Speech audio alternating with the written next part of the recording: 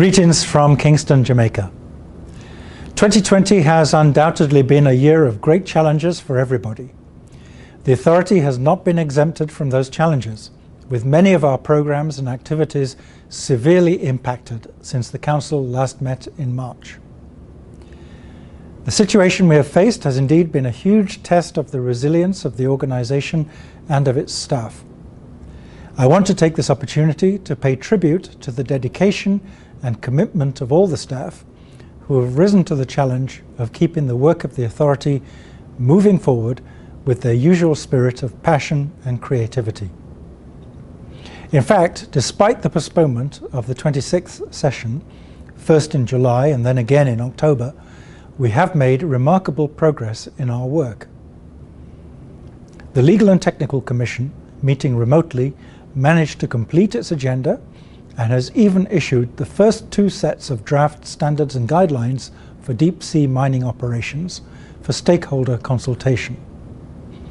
I must express my sincere appreciation to all the members of the Commission who gave substantially of their time, often in very difficult circumstances, early in the morning or late at night, for the best part of a month at the peak of the global pandemic.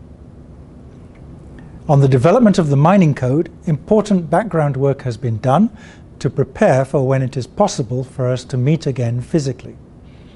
This includes major work on the financial and economic model for seabed mining, as well as studies in relation to the proposed Environmental Compensation Fund. The results of this work will be introduced in the coming weeks through a webinar so that stakeholders are fully informed and well prepared for the time when we are able to meet and continue face-to-face negotiations. In terms of marine science and the protection of the marine environment, we launched in September an ambitious program of online workshops between now and the end of the year to advance work on the development of regional environmental management plans and related matters, including standardization for taxonomic identification, as well as data collection and analysis.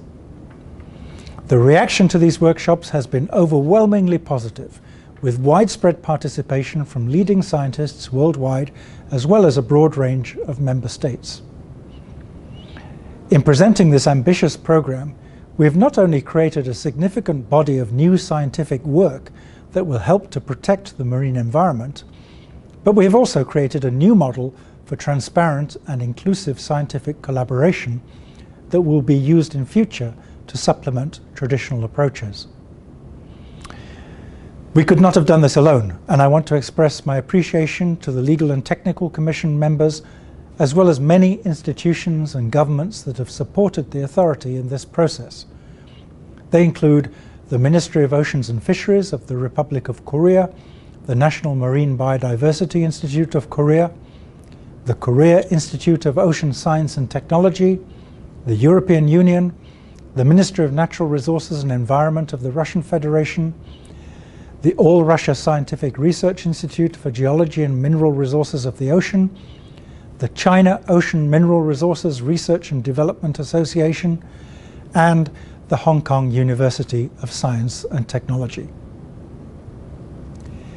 Important progress has also been made in the development of a draft communications and stakeholder engagement strategy, which will soon be released for public consultation. The authority has also been an active participant in important international initiatives.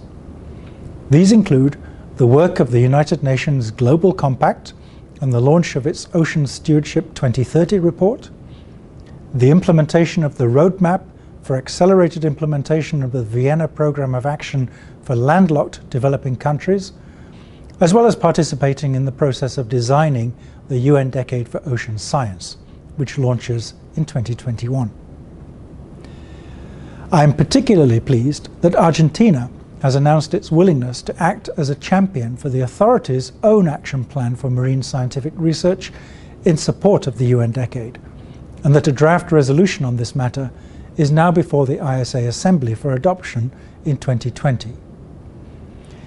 This will ensure that the authority's specific mandate with respect to marine scientific research in the area is recognised and help to mobilize resources to ensure that nobody is left behind in the implementation of the decade. Turning to the internal administration of the authority, the Finance Committee has also completed its work, meeting in similar circumstances to the Legal and Technical Commission. Its report and recommendations are available on the website. Once again, I am grateful to all the members of the committee for their personal commitment and dedication in these difficult circumstances. Of course, we had been hoping to meet in Kingston in October. Given ongoing travel restrictions globally, this proved not to be feasible. With the support and cooperation of member states, we have nevertheless been able to formally convene the meetings of the Council and Assembly using the silence procedure. Both the Council and the Assembly are therefore now in session.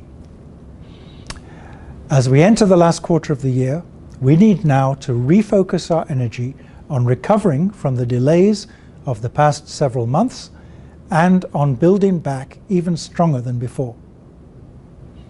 We hope that circumstances will allow for a physical meeting in 2020, albeit in a much reduced format. But we must also prepare ourselves for the eventuality that we cannot meet in 2020 and be ready to apply innovative solutions to the most pressing issues. It is essential, for example, to elect the incoming members of the Council so that they can fulfill their tasks for 2021. This is a matter that has always been dealt with by consensus, as required by the Convention and the 1994 Agreement, and there should be no reason why this cannot be done in 2020. I urge Member States, therefore, to continue informal consultations on this matter with a view to coming to a timely consensus. It is equally essential for the authority to adopt a budget based on the recommendation of the Finance Committee. Without a budget, the authority will be unable to function and all activities will cease. So I look forward to the budget progressing smoothly through the Council and the Assembly and urge all members to take a pragmatic and flexible approach in the interests of the authority. I also look forward to the many upcoming activities of the authority in the next few weeks, including a webinar to introduce the draft action plan in support of the UN Decade of Ocean Science, and a webinar to introduce the draft decision before the Assembly on capacity development. I hope that as many of you as possible will participate in these events, and I look forward to seeing you there. Thank you very much.